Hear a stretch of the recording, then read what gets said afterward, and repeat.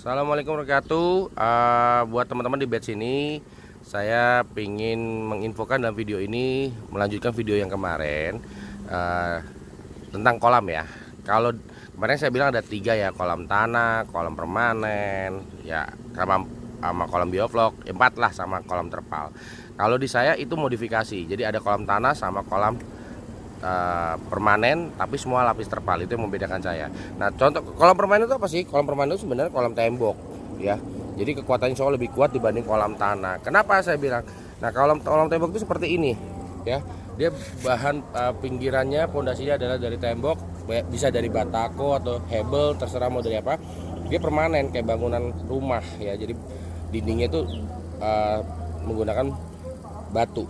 Nah, kalau kolam tanah itu sebenarnya kayak gini. Yang sebelah kiri saya, ini kolamnya dia cuma gali aja, tapi dari galian ke bawah itu saya terpal ya. Jadi kalau bisa dilihat kayak di kolam sana tuh, ya ini gali. Nah, ini saya gali sama saya lapis terpal. Nah, membedakan apa? Kok kolam tanah ketahanannya lebih ini? Karena gini, tanah itu kan juga labil ya, saya bilang. Nah, yang kedua, biasanya saya dindingnya itu sebenarnya di balik ini ada pakai bambu untuk penguat tanah biar tidak longsor ya. Jadi seperti itu. Jadi kolam tanah seperti yang di kiri, yang kanan ini adalah kolam permanen saya, dan semua saya lapis terpal ya. Biar apa? Biar saya bisa produksi cepat. Yang kemarin saya katakan kalau kolam permanen tidak dilapis terpal, saya harus menunggu biar bau agar bau semuanya hilang. Oke, contoh ini adalah kolam permanen saya tanpa dilapis terpal. Oke, dan sebelah kiri saya itu kolam tanah yang saya gali, dan itu saya lapis terpal. Itu dulu. Pagi teman-teman, di batch ini saya mau memberikan info tentang ukuran kolam yang ideal ya. Kalau di saya ada dua jenis, yaitu 24 meter persegi. Yang di depan ini adalah 6 kali 4 ya. Kalau yang di sebelah kanan saya ini ukuran 12 meter persegi. Kalau ini yang 12 meter persegi ini itu 3 kali 4 ya. Saya kasih tahu dulu kenapa saya bilang kolam jangan terlalu besar ya. Itu untuk memperkecil kanibal. Loh, kok kanibal? Karena kita harus bisa kasih makan tuh merata. Karena teman-teman bisa bayangin ini ikan penuh, lele penuh ya istilahnya. Tapi kan mereka tidak rata. Mungkin ada yang di pojok sana banyak, mungkin di pojok sini banyak. Kebayang nggak kalau misalnya kolamnya panjang, misalnya contoh panjang itu sampai ke kolam sebelah saya gitu. Kita nggak akan bisa ngelempar pelet itu sampai ke arah sana. Karena kenapa? Istilahnya pelet itu juga ringan, dia kadar airnya rendah, kena angin terbang. Istilahnya gitu, agak-agak bisa melenceng kemana. Jadi makanya usahakan kita kasih bikin kolam itu tidak terlalu besar sehingga kita bisa kasih makan dengan merata. Itu salah satu kunci memperkecil kanibal ya itu ya, dan kita harus kasih dengan kenyang. Dan untuk kedalaman air itu kalau bisa 1,2 meter, contoh seperti ini udah saya bongkar ya. Dan usahakan di sini ada pembuangan. Oke, kenapa? Ini yang saya bilang itu buat bak kontrol.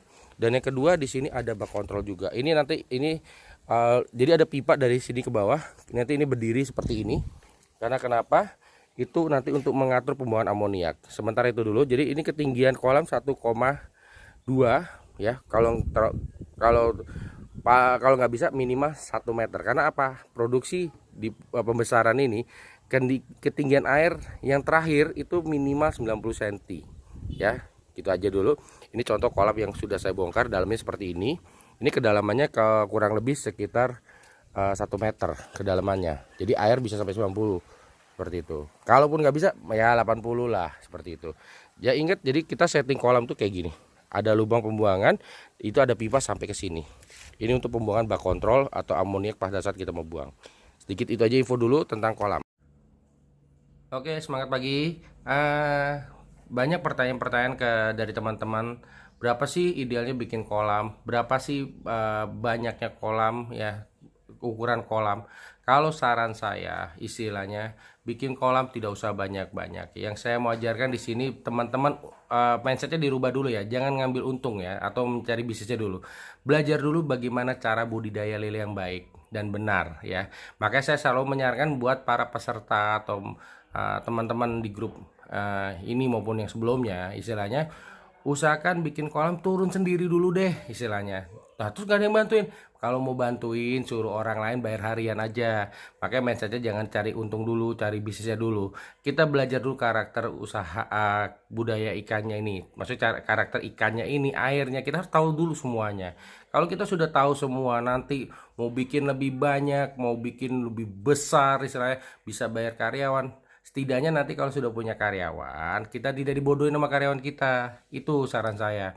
Oke, jadi kalau punya kolam tuh pemula, bikin dulu maksimal 5 lah. Paling banyak per kolam isi 1.500 ya. Oke.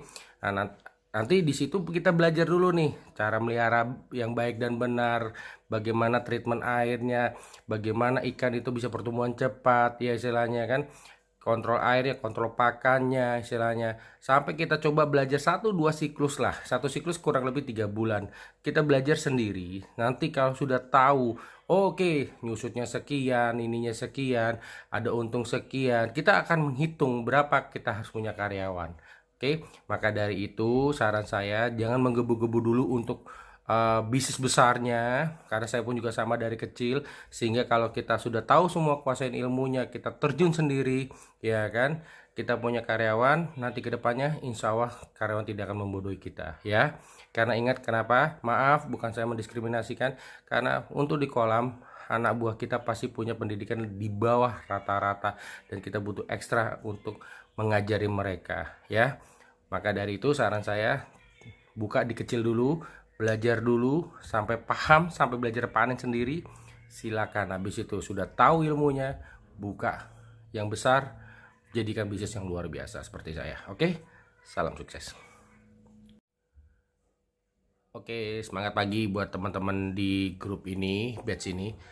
Saya cuma menginfokan, kolam itu kan ada beberapa. Satu, ada kolam permanen, ada kolam tanah, dan ada kolam terpal. Apa sih kelebihan dan kekurangannya? Kolam tanah itu emang saya bilang untuk serapnya bagus, jadi air itu akan kecil untuk rusak ya. Tapi kalau kolam permanen istilahnya dia tahan, dinding-dindingnya cukup lama.